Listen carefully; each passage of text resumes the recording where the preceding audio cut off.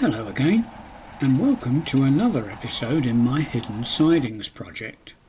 This time, in episode 9, I am concentrating on the left-hand end of the baseboard. Another of the surface-mounted point motors has been covered up, which means that 3 out of the 4 point motors have now been fully clothed. The shell of this building is the Sidings workshop kit from Scale Model Scenery, but I opted not to clad it with one of their wraps. Instead, and to keep it in a similar style to the other structures on the layout, it was covered in Metcalfe Models stone paper. This from one of their builder's sheets packs. The pack also contained a sheet of roofing slates, which I think matches the walls far better than the corrugated sheeting supplied by Scale Model Scenery. A lean-to hut was added to the side of the workshop and really improves this area. This was also based on the Scale Model Scenery Sidings workshop, but like its neighbour, clad in Metcalfe stone paper and given a Metcalfe Models slate roof. Walls have now been constructed along the edges of the railway tracks and to enclose some of the industrial buildings. They are made from the stonework card in the builder sheet pack from Metcalfe Models and are double thickness to give them some rigidity. The capping stones on the wall tops and the pillars are taken from some unused parts of the Metcalfe viaduct kit, and I think look rather good. The walls scale about 7 feet high, but at the moment don't look quite right, so in order to give some idea of scale, I have included a Ford van in the shot. Once more details have been added to the layout, I think the walls will look okay.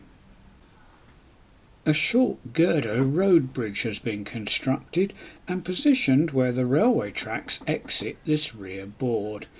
It was constructed from spare pieces of styrene sheet and painted grey. It then had some patches painted on to represent rust, and the whole bridge then lightly weathered. I think it disguises this corner rather well. The second of the point motors to be covered up was briefly seen in a previous video and is again from Metcalfe Models.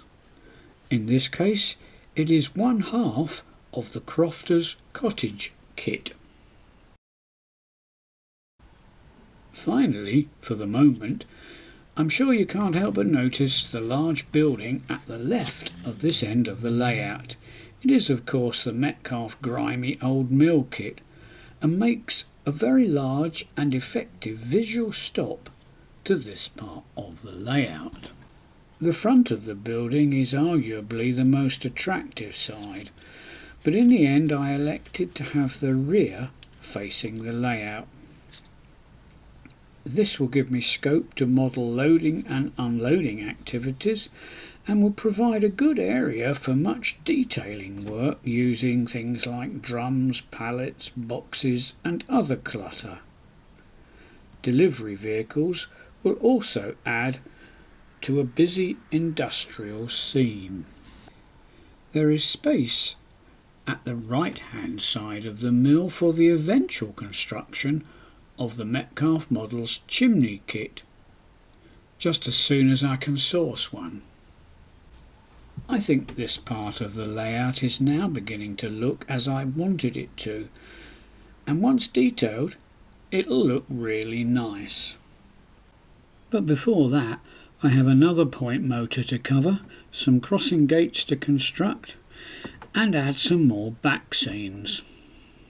Oh, and not forgetting, I still have to decide what to do with the right-hand end of the board. So until then, that's all for now. See you next time.